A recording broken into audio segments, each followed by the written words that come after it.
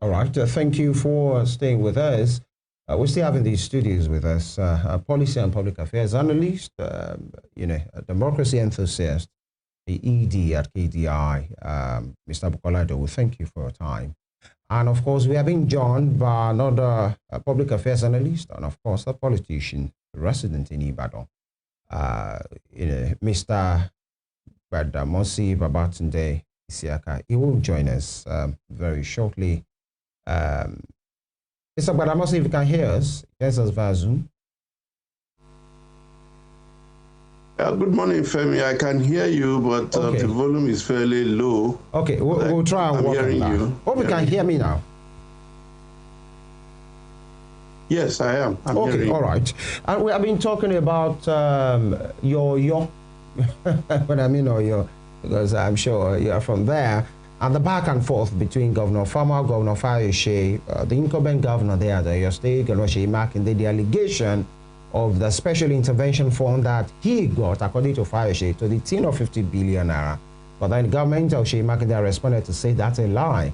They accused him of half education, and they are even saying he should do better because what was proposed was 50 billion naira. The disbursement was 30 billion naira. And the 4.5 billion naira that Governor Fayose talked about was just the one disbursed directly to the people involved. And the other 20 billion naira hasn't even been disbursed or released to Oyo State because some inducement claims by those in charge. And some are saying there might be some fault with former Governor Fayose's claim. There might be some fault with Governor Seyi Makinde's claim as well, because some are saying before now, Governor Seyi Makinde had not at any point agreed or fully disclosed that he got any special fund from the Abuja to the tune of 30 billion naira, if not for this back and forth politically inclined conversation. I need your take on that.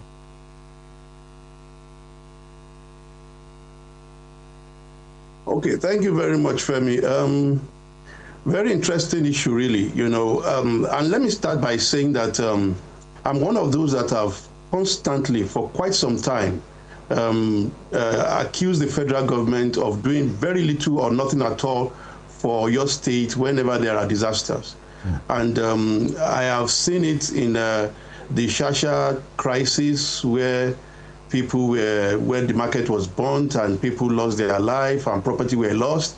And the same thing when we had the stampede sometime around this time last year, when some organization came up with a children carnival and all of that. And we also had something like that in the Bodija bombing. In fact, I was constantly on air speaking to the issue of the Bodija bombing and the lack of attention to those that were affected. Now, for these issues to come up now, and that we are now coming to know that there were some kind of support given to the state. Now, for me, that was a bit shocking, because I would have expected that if the federal government has offered any kind of assistance, other than the regular ones we know of asking them and the rest of the other agencies to come to the people, we ought to have known. But it's taking a few minutes for us to get to know that the sum of 30 billion naira was released. Initially, we were told it was 50 billion. Now they are coming out to say it's 30 billion. But the first question anybody must ask is why was it not acknowledged in the first instance? Why were the people of the state not told that the federal government offered or has given us this support fund and that we are expecting a balance of maybe 20 billion naira thereafter? Then you now, because for me, that area of non-disclosure is a very serious issue. The government is telling us that they are, on behalf of the people of the state or the people of where there is a disaster, getting support and not disclosing to the people of the state. That is one. Then the people who are affected by the disaster are not even getting these funds that were released. Up until now, if not until when we are getting to know and they are acknowledging that the government is acknowledging 30 billion naira, Nobody in Oyo State is aware of this fact. And I still know that there are people who are affected by this bomb blast who are still not being attended to till date. Now, for me, I think that is most unfortunate. That is a very, very terrible thing on the part of the government, the governor and the government of Oyo State. We ought to have a better disclosure. We ought to have a better dealing than this. And there's this saying in Yoruba land that Tabasheni, Luri, Opeladu, you can't be an Abaramorija kind of. 30 billion naira is good money that can solve the problem, that can alleviate the suffering of those that are affected by this issue. All right, Mr. Badamosi, I'd like to ask you that, do you think that the people somehow have normalized, this lack of accountability, this lack of character, from our elected officials, talking about lack of accountability and transparency in office? Do you think that people have their own part in it? Well, to be very sincere with you, this has really brought out the fact of what some people like myself have been saying all this while.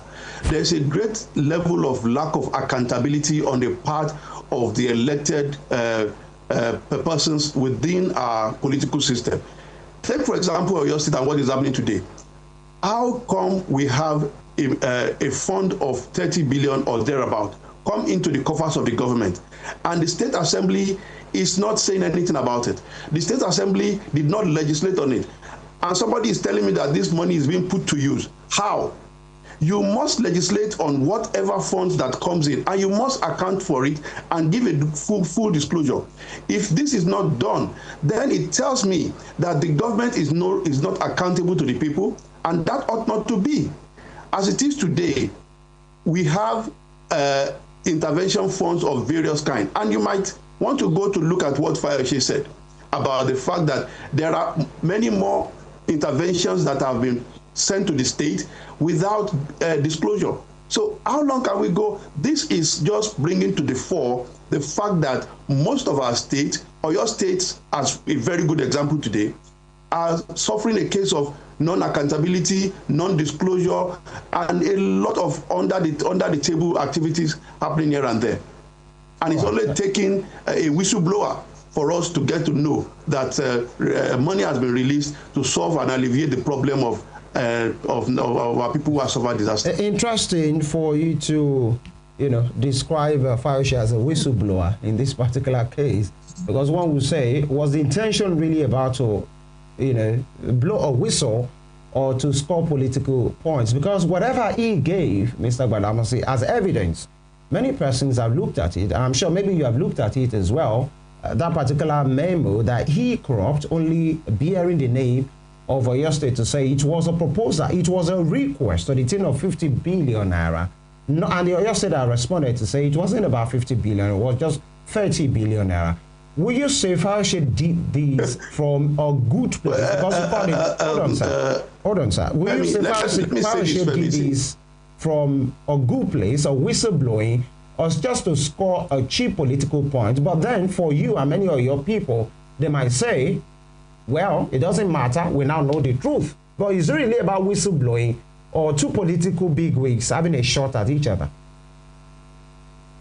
No. Femi, let's be clear about this. Please. You see, if you understand the process of the civil service, the process of public service, one of the things from what Fayose posted in what is cited as the evidence, you see that was a letter or a memo from the Office of the Accountant General to the Office of the Honorable Minister. Yeah. Now, what that tells me is that there has been a request to the presidency, and an approval has been given.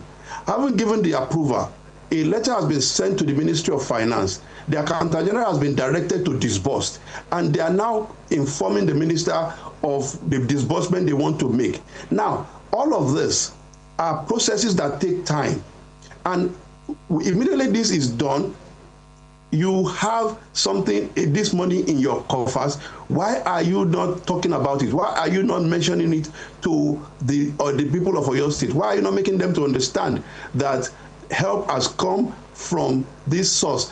And you know, from the press statement I read from the governor's office, there is this part that says that there is where they allege that there is a demand for inducement for the release of the balance of 20 billion.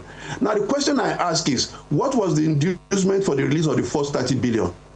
And if there was inducement, then how come you are not making it public? Why are you not telling Nigerians? Why are you not telling the citizens of Oyo State that the government, that the president and commander-in-chief has graciously approved this amount of money to alleviate the suffering of Oyo State's indigents, and some people are demanding for inducement to get their job done? Now, for me, all of these are afterthoughts. It shows a lack of transparency on the part of the governor. Mr. Badamosi, I'm sure to come in now. But please hold on, would sir. Expect there much is more this from word, him. if you may. Expect much more in terms of disclosure, in terms of doing what is right. If I may come in, Mr. Badamosi, permit me to make this point, Ayo Fayose and the political feud for us to. If you can hear me, please permit me to make this point. There is this word that we use, and you have used it now. When I mean we, politicians, I mean people, when people in government do something on behalf of the government to another, maybe the subnational or things that they are supposed to do statutorily, and we use the word graciously, like it's like you are doing them a favor. You just used that word as well, and you made a Yoruba analogy earlier by saying Tabashe Nilori Okpeladu.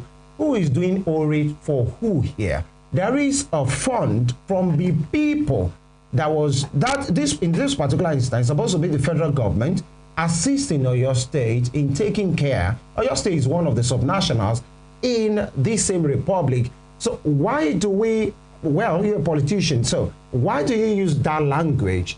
Graciously, is that something to really be really thankful, or is it a favor from the federal government to the state government? Why so? Is that not statutory? Is the welfare and the security of lives and property of the people well-being all the basic primary function of any serious government? Okay, thank you very much. I agree with you on the fact that, yes, it is the duty of the government, the federal and the state, yes, to take care of the welfare and well-being of the people of this country. Yes, I agree with all of that. But you must come to realization that this is not an obligation on the federal government as it is today. This was something that was requested for, and it was granted. Do you think any responsive government, should not have responded to that event without a special request?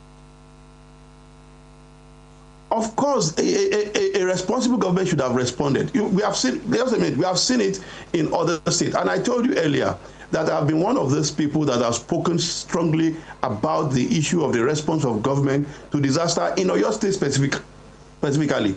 Now, let me give you, we have other states where government has had interventions, and we hear about them, and people tell us about them. It is the duty of government to do what they are supposed to do. It is also the duty of the state government to disclose to the people that XYZ has been done. The people of Oyo State are believing that what has been done is 4.5 billion, which most of these people who are affected have not even gotten. So, and we have some 30 billion naira somewhere. Nobody is talking about it. For me, that is something that is very, very disturbing for a government of a state like Oyo State, where I come from. All right, Mr. Idowu, I asked Mr. Badamosi earlier if the people have had their role in normalizing, the non-accountability and lack of credibility thing, with our elected officials. I'd like to ask you again, especially in line with what he said and that my colleague here flagged, talking about using words like graciously, we appreciate, yes, we should appreciate, but, thinking that favors are flowing down from monies that taxpayers have also, contributed to. What do you say to that? I don't think we should appreciate. Yeah, we should. Why are you appreciating your right? Why are you appreciating somebody doing what he's supposed to do? Do you understand? I can only appreciate you if you go overboard, if you do more than what you are supposed to do. And that is the truth. I was in the UK, and I mean in a particular county, and if you see what somebody call a pothole, and he went straight into the council and said, look, I want this thing fixed. He was not even appealing. He said, I want this thing fixed. This pothole has been there for 2 weeks. I look at what this guy called pothole. And they rushed, they barricaded the place, and they fixed the pothole. Because that is a system that have held the leaders accountable. That is because the money disbursed is a statutory money. It is not nobody's money. So, and the politicians have painted the narrative that anything a governor does, anything a president does, anything a minister does, as if they are doing us a favor. No, it is why you elected them to do that. So, and I think because over the years, the mind of the people have been conditioned that way. So I agree with you. We already have that part.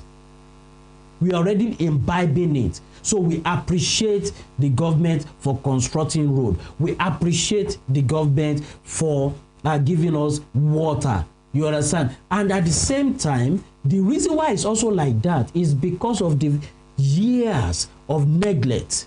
So when you now see somebody rising to the occasion and do it, oh, we quickly appreciate. Meanwhile, the citizen have neglected the point. I mean, the responsibility of holding them accountable. And that is exactly what it is. Don't even be surprised that, look, what's happening in Oyo State about whatever they have done for those people that are affected by the explosion. Maybe if you have to do a research and look at videos and a lot of things, maybe many of them will have even be thanking the governor. So that is where accountability and a whole lot of things. And he quoted a portion of the Constitution that says the primary responsibility of the government is the security. One. And the